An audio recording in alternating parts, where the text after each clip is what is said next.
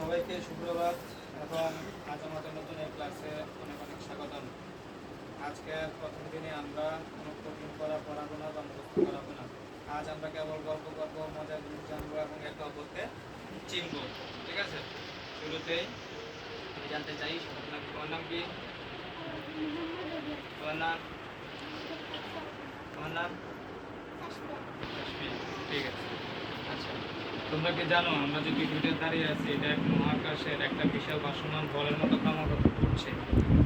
আর এই পৃথিবীর চেয়েও 13 লাখ গুণ বড় আমাদের সূর্য। পৃথিবী থেকে সূর্য কত বড়? 13 লাখ গুণ বেশি বড়। আর পৃথিবীটা একটা বলের মতো, একটা ভাসমান বলের মতো এটা ঘুরতেছে। ভেবে দেখো তুমি যদি একটা বিমানে চড়ে আলোর গতিতে প্রতি সেকেন্ডে 13 লাখ কিলোমিটার চলো, তবে এই পৃথিবীর এক প্রান্ত থেকে অন্য করতে 1 সেকেন্ডের 100 ভাগের 1 ভাগ সময় লাগবে। অথচ একই আলো সূর্য আমাদের পৌঁছতে সময় নেয় 8 মিনিট 20 সেকেন্ড। 8 minute 20 second. তাহলে ওই যে সূর্য এত বড় হওয়ার পরও পৃথিবীতে আসতে প্রায় অনেক সময় লাগে। সকালবেলা উঠতে দেখা যায় যে আস্তে আস্তে সূর্যটা উঠে। ঠিক আছে, তারপরে আমরা আজকে যে মগজের ব্যায়াম করবো। মগজের ব্যায়াম কি মানে ব্রেনের। এবার আমরা ব্রেন বা মগজের একটা খেলা করি, দেখি কে কত দ্রুত নিতে পারে, সাথে করতে দিতে পারে। আমার এখানে বোর্ডে লেখা আছে যে এমন কি জিনিস তোমাদের কাছে যত বেশি থাকবে তুমি তত কম দেখতে পাবে।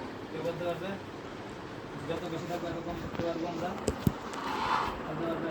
সেটা হচ্ছে অন্ধকার। অন্ধকার যত বেশি থাকবে তত আমরা দেখতে পারবো, কম দেখতে পারবো। ঠিক আছে, তারপরে একতলা বাড়িতে সব কিছুতে লাল, চেয়ার লাল, টেবিল লাল, দেওয়ালও লাল, তাহলে এবারে সিঁড়িটার রং কি? লাল। তাহলে একতলা বাড়িতে সিঁড়ি থাকে না, আছে? ঠিক আছে, এরপরে কোন জিনিসটা কারণে সবাই আনন্দ করে হাততালি দেয়?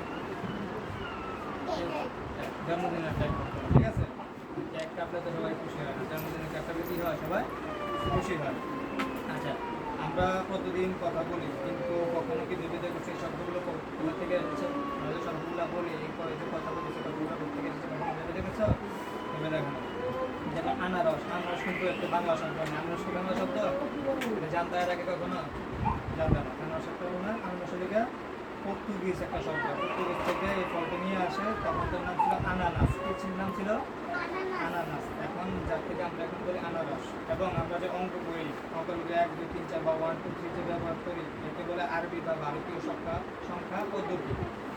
বহু বছর আগে ভারত ও আরবের বিজ্ঞানীরা এটি আবিষ্কার করেছিলেন বলে আজকে আমরা এত সহজে হিসাব করতে পারি। বুঝতে পারছো? মনে থাকবে এই যে সংখ্যাগুলো, এগুলো কারা আনছে? আরবের মানুষ এবং ভারতীয়রা। আরবের এবং ভারতীয়রা। ঠিক আছে, আচ্ছা। তারপরে আজকের সবচেয়ে গুরুত্বপূর্ণ বিষয় আমাদের নিজেদের নিয়ে। তোমরা কি জানো আমাদের মাথার ভিতরে মগজ বা ব্রেন যে কোনো সুপার কম্পিউটার থেকে শক্তিশালী। তোমরা যখন কোনো কিছু বুঝে পড়ো, অন্তত 3 বার নিজে লিখো, তখন এটি ব্রেনটা স্থায়ীভাবে স্মৃতি তোমার হিসাবে জমা করে রাখে। তাহলে কোনো পড়াই কঠিন নয়, বুঝে পড়লে একটা মজার খেলা। কোনো পড়াই কি কঠিন? কোনো পড়াই কঠিন না। যদি বুঝে পড়তে পারো, তারপরে লিখতে পারো, তাহলে মানে অল্প সময়ের ভিতরে তুমি শিখতে পারবে।